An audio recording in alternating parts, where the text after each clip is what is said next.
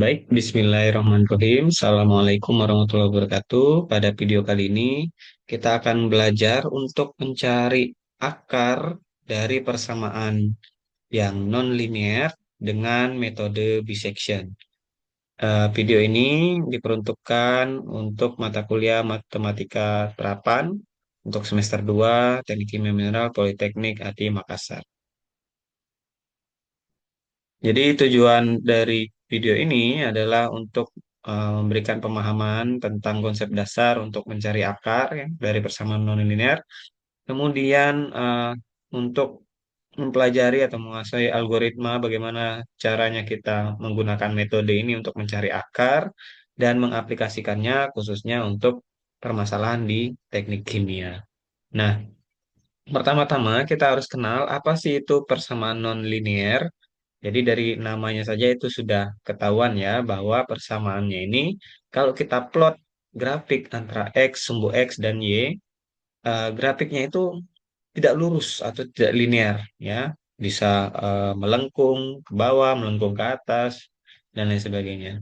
Jadi akar persamaannya dari persamaan nonlinear ini adalah eh, nilai X yang membuat nilai fx atau persamaannya atau sama dengan Y, fx ini sama dengan y itu sama dengan nol. Nah, jadi secara grafikal akar dari suatu persamaan nonlinear ini adalah titik di mana kurva dari akar tersebut memotong sumbu x. Nah, ini contoh untuk yang linear. Jadi kalau persamaan linear yang kita dapatkan adalah eh, garis lurus ya. Karena memang linear ini akarnya itu cuman satu dan mudah dicari ya. Contohnya seperti persamaan yang umum kita kenal ya, misalnya Y mx plus B, di mana M-nya ini adalah slope-nya atau kemiringannya, B-nya ini adalah intercept.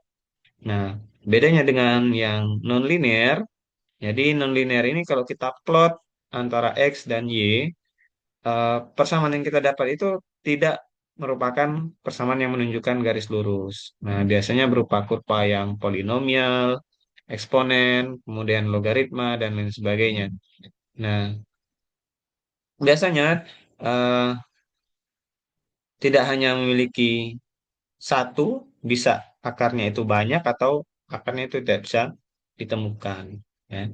Contohnya persamaan polinomial ya, di mana Y sama dengan A plus BX plus CX kuadrat plus DX pangkat 3 dan lain sebagainya. Nah, kenapa kita sebagai mahasiswa yang pelajari teknik kimia membutuhkan ini? Jadi karena banyak fenomena di teknik kimia ini dimodelkan dalam persamaan yang tidak bisa kita selesaikan secara analitis. Nah, misalnya dari persamaan polinomial, itu persamaan yang ini tidak bisa kita selesaikan persamaannya untuk mencari nilai X-nya apabila A, B, C, D-nya kita ketahui. Karena persamaan ini merupakan persamaan yang non-linear sehingga tidak bisa kita cari secara analitis. Nah, jadi kita membutuhkan sebuah pendekatan yang numerik. Nah, pendekatan numerik ini adalah pendekatan untuk mencari nilai ya dari suatu akar persamaan nonlinear menggunakan eh, operasi kali, tambah, kurang yang sederhana. Nah, namun pendekatan numerik ini biasanya tidak kita dapatkan hasil yang tepat seperti kita melakukan penyelesaian secara analitis. Nah, contoh persamaan yang bisa kita selesaikan menggunakan eh, metode bisection ini adalah persamaan van der Waals ya. Kita tahu persamaan van der Waals seperti ini ya, di mana pressure tambah A plus mol per volume kuadrat kalikan dengan volume per mol min B sama dengan RT. Di mana biasanya kita mencari salah satu variabel yang tidak diketahui ya dari persamaan ini. Tapi dengan syarat yaitu persamaannya harus sama dengan nol terlebih dahulu. Nah, untuk mencari akar numerik, akar persamaan nonlinear ya, menggunakan metode numerik, kita bisa menggunakan dua metode yang berbeda. Yang pertama, metode bracket ya atau tertutup. Contoh metodenya adalah bisection yang sedang kita pelajari ini. Kemudian metode terbuka atau open ya. Contohnya nanti yang akan kita pelajari selanjutnya yaitu dengan metode Newton-Raphson. Ya, ini ada kelebihan dan kekurangannya masing-masing. Nanti kita akan lihat. Nah, kita masuk ke metode bisection. Jadi, tadi kan eh, akar itu adalah titik di mana kurva ini bersinggungan dengan sumbu X ya. Kalau kita lihat ini kurva, sebuah kurva, ini kan berarti ada sebuah persamaan yang menyusun kurva ini ya.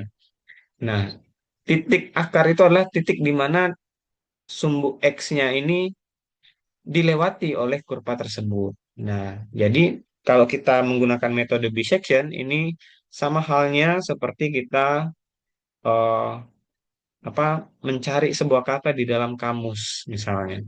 Nah, jadi kalau kita mencari kata di dalam kamus itu kan kita buka misalnya kita mencari kata eh, masalah misalnya. Kita kan harus buka di kamus itu pada huruf M terlebih dahulu ya. Mulai dari MA ya, ME, kemudian ada mungkin MI dan lain sebagainya. Nah, MA ini pasti berada di awal-awal karena setelah M itu hurufnya A. Nah, begitu juga untuk metode bisection ini.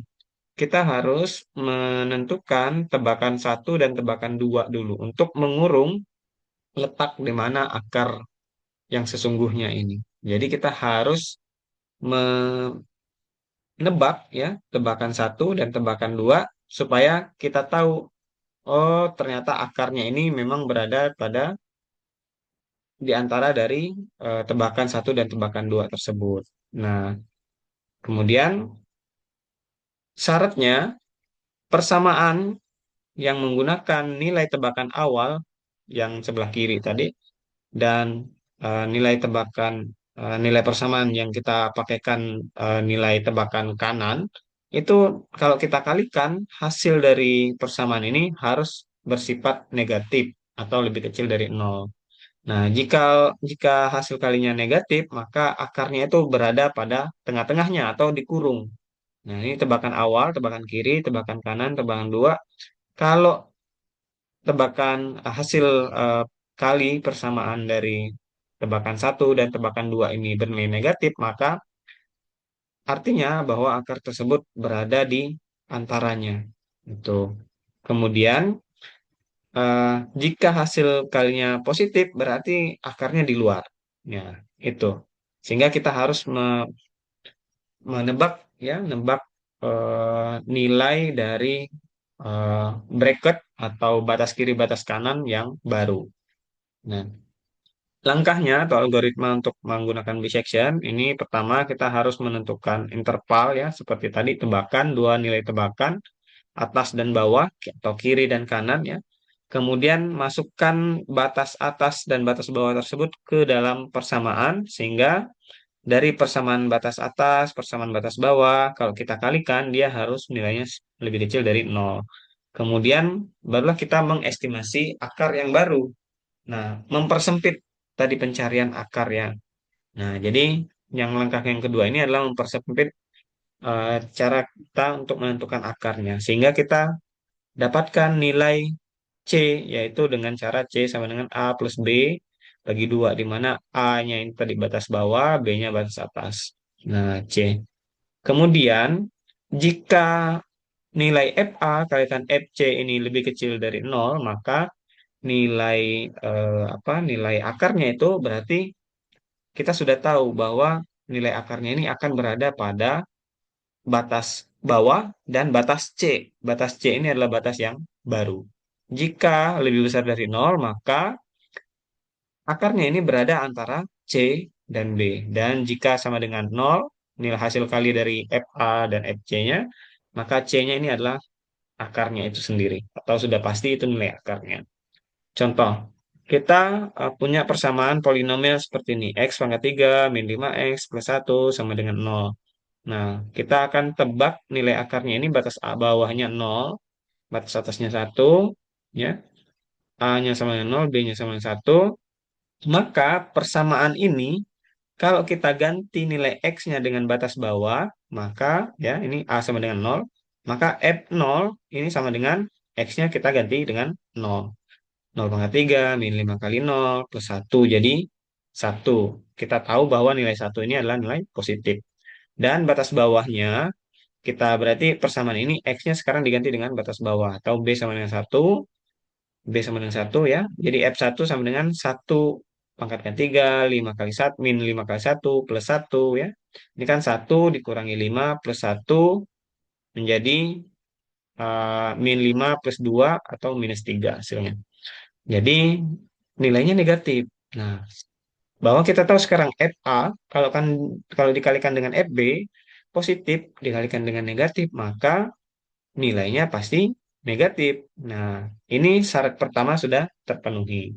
Jadi nilai kali persamaan dengan batas atas dan batas bawah ini kalau dikali harus berupa negatif. Nah, ini ya, karena negatif nilainya syaratnya terpenuhi. Nah, kemudian setelah syaratnya terpenuhi, maka kita cari nilai C. C tadi dicari dengan A plus B bagi dengan 2. A-nya tadi adalah 0, B-nya adalah 1, ya. Bagi dengan 2, kita dapatkan 0,5. Nah, sekarang kita carilah nilai FC dengan nilai C-nya 0,5. Berarti X-nya sekarang diganti dengan 0,5. 0,5 pangkat 3 min 5 kali 0,5 plus 1 sama dengan min 1,375. Nah, sekarang kita evaluasi. Tadi kan syarat yang kedua, syarat yang ketiga ya. FA kalau dikalikan dengan FC itu nilai akarnya di antara A dan C jika nilainya negatif gitu ya. Nah, kalau kita lihat di sini ya, di bawah itu nilai FA atau F0 kalau dikalikan dengan F 0,5 ya, nilainya berapa? Nah, jadi F0-nya ini adalah tadi 1, F 0,5-nya ini adalah min 1,775. Jadi 1 kalau dikalikan dengan min 1,375 hasilnya lebih kecil dari 0. Jadi nilai akarnya ini sekarang kita bisa persempit. Berarti nilai akarnya antara A dan C sekarang. Nah, sehingga B yang baru ini adalah nilai C. Nah, kalau kita taruh di dalam tabel ya, ini perhitungan pertama atau iterasi pertama tadi kita pakai nilai A dan B 0 dan 1. Kita dapatkan nilai C-nya 0,5 ya. Dan nilai FA-nya ini tadi adalah 1 ya. FC-nya adalah min 3. FC-nya tadi min 1,375 ya. Sehingga FA kalikan FC ini nilai pertamanya nilainya negatif. Betul. Nah, kalau negatif berarti nilainya antara FA dan FC gitu. Nah, iterasi kedua, nah ini belum selesai, baru pertama. Nah, bagaimana cara menentukan selesai? Biasanya selesai kalau nilai errornya, batas errornya ini sudah terpenuhi. Nah, kita tentukan misalnya batas errornya ini misalnya 10% seperti itu ya. Jadi di sini nilai errornya harus 100%, di bawah 10%. Nah, jadi nilai error itu dicari dengan C baru. C baru ini berarti yang ini ya. Misal di iterasi kedua, C baru dikurangi C lama dibagi dengan C baru kalikan dengan 100. Ini harus nilai absolut. Tahu dia kalau nilainya negatif kita gantikan positif gitu.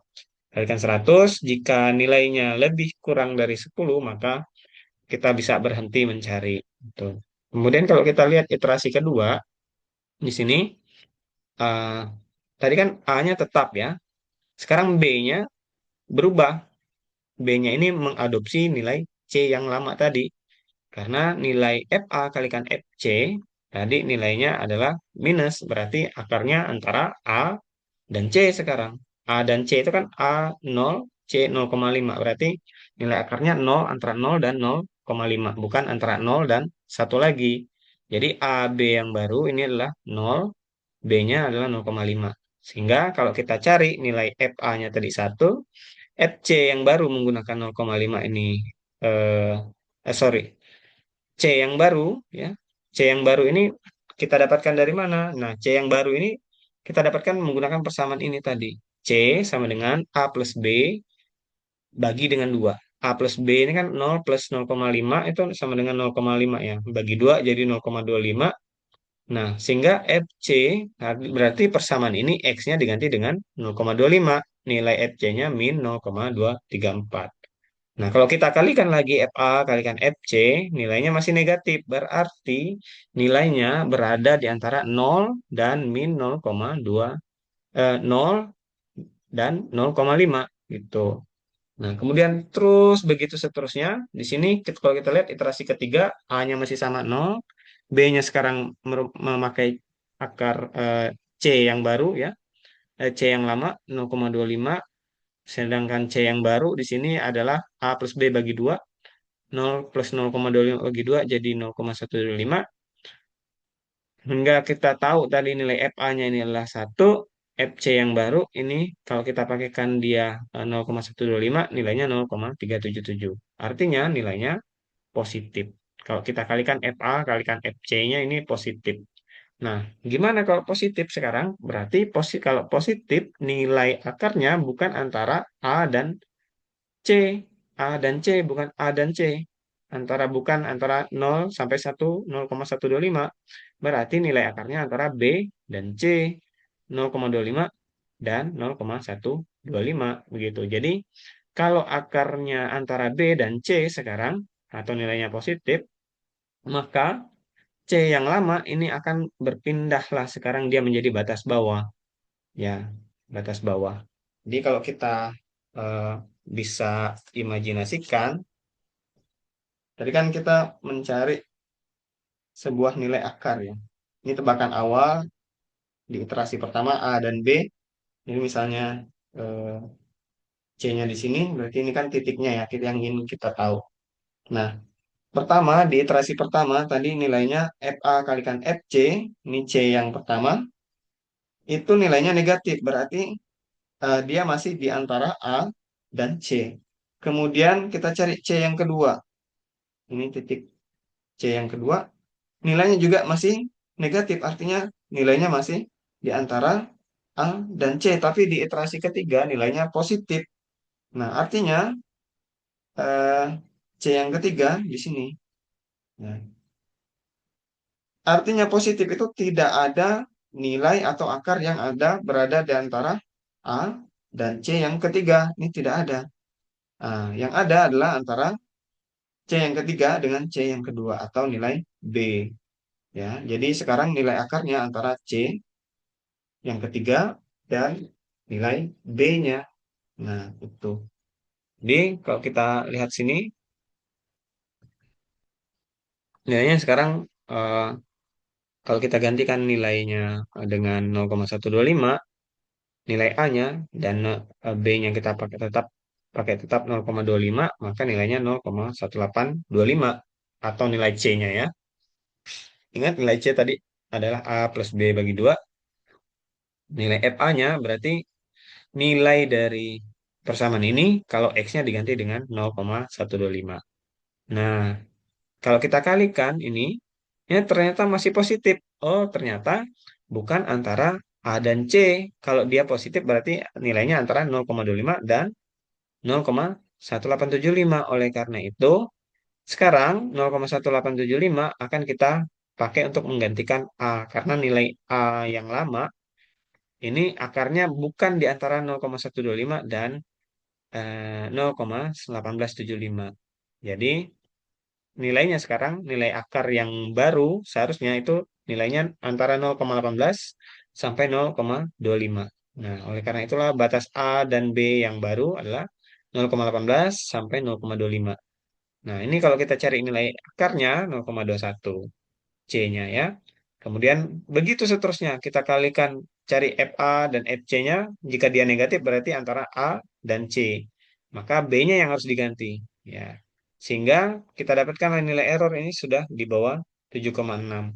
Nah, dan kalau kita lihat-lihat juga seharusnya nilai A, B, dan C ini berdekatan ya. 0,18, 0,21, 0,20. Nah, jadi nilai akarnya itu yang mana? Jadi nilai akarnya ini adalah 0,20 sekian yang ini.